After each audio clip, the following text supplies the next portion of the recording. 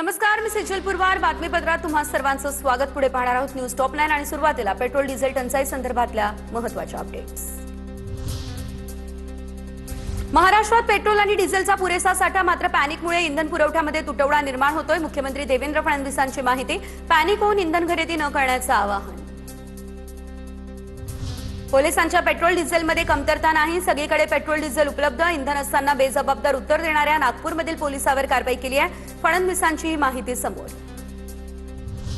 राहुल गांधींकडून पंतप्रधान मोदी आणि अमित शहा यांच्यावर गद्दार म्हणत टीका. मोदींनी देशाला विकण्याचं काम केलं. पंतप्रधान आणि गृहमंत्री गद्दार आहेत. रायबरेलीतून राहुल गांधींचं मोदींसंदर्भात हे वादग्रस्त विधान. राहुल गांधी रिजेक्टेड माल. मुख्यमंत्री फडणवीसांकडून हा पुनरुच्चार. राहुल गांधींनी मोदी शहांवर केलेल्या गद्दार या टीकेवरील प्रश्नाला उत्तर देत असताना फडणवीसांकडून राहुल गांधींवर पुन्हा टीका. पंतप्रधान नरेंद्र मोदींकडून जॉर्जिया मेलोनी यांना मेलोडी ट्रॉफी भेट. Welcome to Rome my friend. मेलोनींची पंतप्रधान मोदींसोबतची पोस्ट. देशात आर्थिक संकट डोक्यावर आहे आणि तिथे मोदी मेलोनी यांना चॉकलेट खाऊ घालतायत. लोकशाहीची थट्टा उडवली आहे. मोदी आता देशाला वाचवू शकत नाही, राहुल गांधी यांची ही टीका. जनतेने काँग्रेसला जागा दाखवली. राहुल गांधींच्या गद्दार या वक्तव्यावरून श्रीकांत शिंदेंचा हल्लाबोल. पश्चिम बंगाल तमिळनाडू निकालांचा दाखला देत श्रीकांत शिंदेंची टीका. विरोधी पक्षांचे नेतेही काँग्रेस सोडत असल्याचा दावा. शरद पवारांकडून पंतप्रधान नरेंद्र मोदींचं कौतुक. मोदी देशाबाहेर भारताची प्रतिमा जपत असल्याची स्तुतीसुमनं. आम्ही पवारांच्या भूमिकेशी सहमत नाही, राऊतांची ही प्रतिक्रिया समोर. पवारांनी विधान केलं म्हणजे इंडिया आघाडी विरोधात भूमिका होत नाही. देशाच्या हितासाठी काही मुद्द्यांवर पाठराखण केली असेल. राऊतांच्या विधानावर शशिकांत शिंदेंची प्रतिक्रिया. पवारांनी राजकीय वक्तव्य न करता वास्तववादी वक्तव्य केलं. अशोक चव्हाण यांची ही प्रतिक्रिया.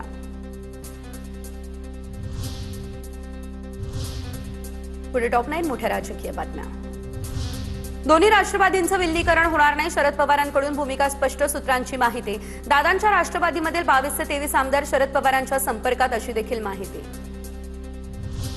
राष्ट्रवादीचा एकही आमदार पवारांना भेटलेला नाही. सर्व आमदार पक्षासोबत. उमेश पाटलांकडून हे स्पष्ट.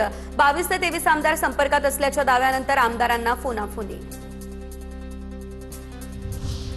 पवारांच्या राष्ट्रवादीमध्ये रोहित पवार नाराज असल्याची सूत्रांची माहिती. काही दिवसांपूर्वी तटकरे पटेलांनी पवारांची भेट घेतलेली, तर पक्ष एकसंधतेने पुढे चाललाय. रोहित पवार नाराज नाही, शशिकांत शिंदे यांची ही माहिती समोर.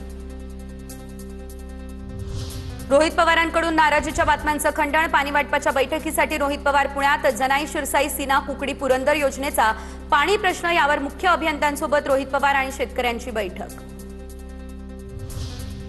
एसआयआर प्रक्रियेमुळे पश्चिम बंगालमध्ये भाजप जिंकल्याची चर्चा. एसआयआरची प्रक्रिया निपक्षपातीपणे पार पडायला हवी.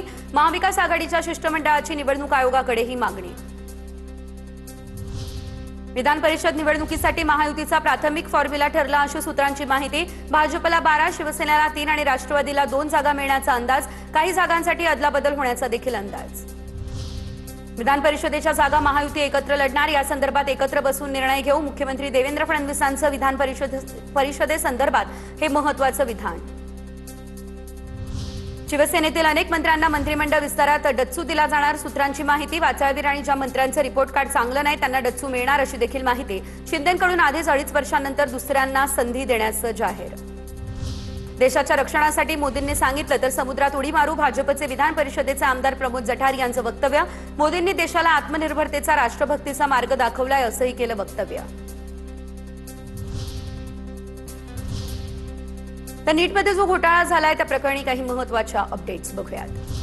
नीट पेपरफुटी प्रकरण. मोटेगावकरचा सुनियोजित कट. मोटेगावकरने पीव्ही कुलकर्णी आणि मनीषा मांडेची एनटीएमध्ये वर्णी लावल्याची माहिती. सीबीआय तपासात धक्कादायक माहिती समोर.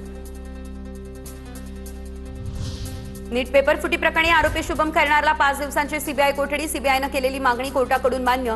शुभम खैरनारकडे मिळालेल्या काही इलेक्ट्रॉनिक उपकरणांची तपासणी करायची आहे. इतर आरोपींसमोर बसवून त्याची चौकशी करायची, असं सीबीआयचं म्हणणं. नीट परीक्षेमध्ये 23 लाख विद्यार्थ्यांचा शैक्षणिक अपघात. विद्यार्थ्यांना पंतप्रधान सहायता निधीतून प्रत्येकी 10 लाख रुपये द्या. माजी मंत्री सुबोध सावजी यांची पंतप्रधान मोदींकडे ही मागणी.